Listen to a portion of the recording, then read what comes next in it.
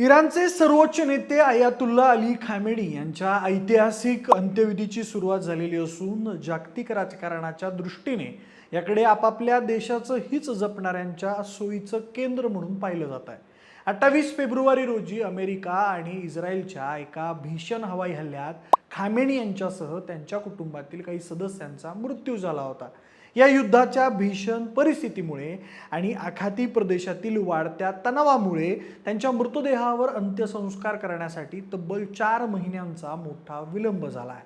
आता तब्बल 4 महिन्यांनंतर 3 ते 9 जुलै दरम्यान इराण आणि इराकमधील विविध शिया धार्मिक स्थळांवरून ही अंत्ययात्रा मार्गस्थ होताना दिसते आहे।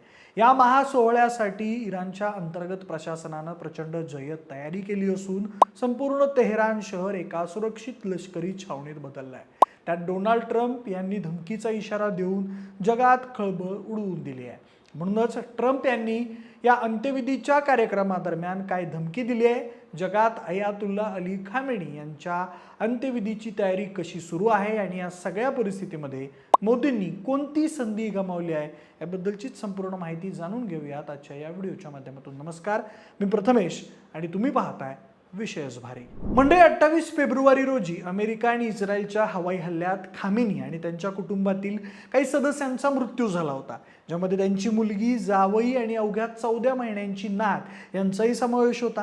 युद्धकालीन परिस्थितीमुळे या अंत्यविधीला तब्बल 4 महिने उशीर झाला असून आता 3 ते 9 जुलै दरम्यान इराण आणि शेजारील इराकमधील विविध शिया धार्मिक स्थळांवरून ही अंत्ययात्रा मार्गस्थ होती आहे। इराणच्या अंतर्गत प्रशासनाने आणि IRGCने या सोहळ्यासाठी प्रचंड जय्यत तयारी केलेली असून संपूर्ण तेहरान शहर एका मोठ्या लष्करी छावणीसारखं सुरक्षित करण्यात आलंय। या महासोहळ्यासाठी जगभरातून जवळपास 2 कोटींपेक्षा जास्त लोक आणि 30हून अधिक देशांचे उच्चस्तरीय प्रतिनिधी उपस्थित राहण्याची शक्यता वर्तवली जाते आहे, ज्यासाठी प्रशासनानं तब्बल 5 कोटी पावांची सोय, 5000 मशिदी आणि 700 शाळांची व्यवस्था भाविक पाहुण्यांसाठी केली आहे। आंतरराष्ट्रीय पातळीवर या सोहळ्याला 100हून अधिक देशांतून राजनैतिक आणि धार्मिक शिष्टमंडळ येत असून पाकिस्तानचे पंतप्रधान शहबाज शरीफ यांनी स्वतः यामध्ये उपस्थिती दर्शवून इराणसोबतचे संबंध दृढ करण्यावर भर दिलाय। कारण हा केवळ एक अंत्यविधी नसून पाश्चात्य देशांविरोधात एकजूट दाखवणारा एक जागतिक मंच बनलाय। त्यात आता या ऐतिहासिक सोहळ्या दरम्यान अमेरिकेचे अध्यक्ष डोनाल्ड ट्रम्प यांनी अत्यंत वादग्रस्त आणि आक्रमक इशारा देऊन आंतरराष्ट्रीय वर्तुळात खळबळ माजवून दिली। त्यांनी एका मुलाखतीत उघडपणे सांगितलंय की इराणचे संपूर्ण वरिष्ठ नेतृत्व सध्या खामेनी यांच्या अंत्यविधीच्या निमित्ताने एकाच छताखाली एकत्र आलंय आणि जर अमेरिकेने ठरवलं तर केवळ एकाच फटक्यात या सगळ्यांचा खात्मा केला जाऊ शकतो।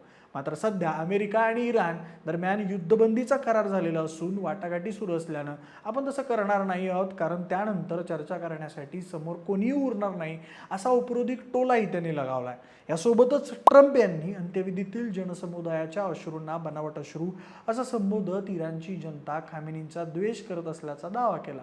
या विधानामुळे संतापलेल्या इराणच्या दूतावासाने ट्रम्प यांच्यावर पलटवार करताना म्हटलं की अमेरिका हा संस्कृती, इतिहास आणि सामान नसलेला देश आहे।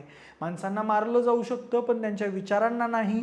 त्यात या संपूर्ण जागतिक घडामोडींमध्ये भारताचे पंतप्रधान नरेंद्र मोदी यांनी या अंत्यविधीला स्वतः जाणं टाळलं असून इराणचे अध्यक्ष मसूद पेजेशियान यांनी स्वतः फोन करून त्यांना वैयक्तिक निमंत्रण दिलं होतं। तरीही भारताने आपलं सर्वोच्च नेतृत्व पाठवण्याऐवजी एक मध्यम पातळीचं शिष्टमंडळ पाठवलं। या शिष्टमंडळाचं नेतृत्व बिहारचे राज्यपाल सय्यद अता हसनैन आणि परराष्ट्र राज्यमंत्री पवित्र मार्गेरिटा करतायत। तर दुसरीकडे इराणने भारतातील विरोधी पक्षांचे नेते जसं की काँग्रेसचे मल्लिकार्जुन खरगे, सलमान खुर्शीद तसेच काश्मीरमधील शिया धर्मगुरूंनाही निमंत्रण दिली होती, ज्यावरून इराणला भारतासोबतचे संबंध किती खोलवर ठेवायचे होते हे दिसून येत आहे। मोदींनी या सोहळ्याला न जाण्यामागे भारताची अमेरिका आणि इस्रायलशी वाढती जवळीक कारणीभूत मानली जाते। कारण काही महिन्यांपूर्वीच मोदी इस्रायलच्या दौऱ्यावर गेलेले होते आणि त्यांनी उघडपणे इस्रायलला पाठिंबा दिलेला होता, ज्यामुळे इराणवर अमेरिकेने लादलेल्या आर्थिक निर्बंधांच्या काळात भारताला दोन्ही आघाड्यांवर संतुलन राखणं कठीण जात होतं। आणि म्हणूनच भारताने सावधगिरीचं धोरण स्वीकारत इराणच्या या निमंत्रणापासून राजनैतिक अंतर राखणं पसंत केलं। पंतप्रधान मोदींच्या या अनुपस्थितीमुळे भारताने आंतरराष्ट्रीय राजकारणात आणि विशेषतः पश्चिम आशियामध्ये एक अत्यंत मोठा गोल्डन चान्स किंवा सुवर्ण संधी गमावली आहे, ज्याचा थेट फायदा भारताचा कट्टर शत्रू पाकिस्तान उचलताना दिसतोय। आंतरराष्ट्रीय राजकारणात टायमिंग टायमिंग आणि उपस्थितीला कमालीचं महत्त्व असतं. जिथं भारतानं इराणसोबतचे हजारो वर्षांचे ऐतिहासिक आणि सांस्कृतिक संबंध पुन्हा घट्ट करण्याची आणि चाबहार बंदरासारख्या महत्त्वाकांक्षी भूराजकीय प्रकल्पाला नवसंजीवनी देण्याची मोठी संधी घालवली आहे. चाबहार बंदर हा भारतासाठी पाकिस्तानला बायपास करून थेट मध्य आशिया, रशिया आणि युरोपशी जोडणारा एक अत्यंत महत्त्वाचा व्यापारी मार्ग आहे. परंतु भारताच्या या भूमिकेमुळे आता हे बंदर भारताच्या हातातून निसटण्याचा आणि तिथं चीन आणि पाकिस्तान आपली पकड मजबूत करण्याचा मोठा धोका निर्माण झाला आहे. याशिवाय भारतात जगातली दुसरी सगळ्यात मोठी शिया मुस्लिमांची लोकसंख्या असून काश्मीरपासून ते लखनौपर्यंतचे कोट्यावधी शिया नागरिक इराणशी भावनिक आणि धार्मिक नात्यानं जोडलेले आहेत. त्यामुळे मोदींच्या या निर्णयाने भारताला ऊर्जा सुरक्षिततेच्या बाबतीत, नैसर्गिक वायूच्या आयातीमध्ये आणि आंतरराष्ट्रीय मंचावर पाकिस्तानला एकाकी पाडण्याच्या मुत्सद्देगिरीत मोठी पिछेहाट सहन करावी लागू शकते असं स्पष्ट चित्र दिसतंय. बाकी मंडळी, तुम्हाला मोदींच्या न जाण्यामुळे काय वाटतंय हे आम्हाला कमेंट करून नक्की सांगा. सोबतच आपल्या विशेष भारीच्या यूट्यूब चॅनलला सबस्क्राईब करायला अजिबात विसरू नका. धन्यवाद.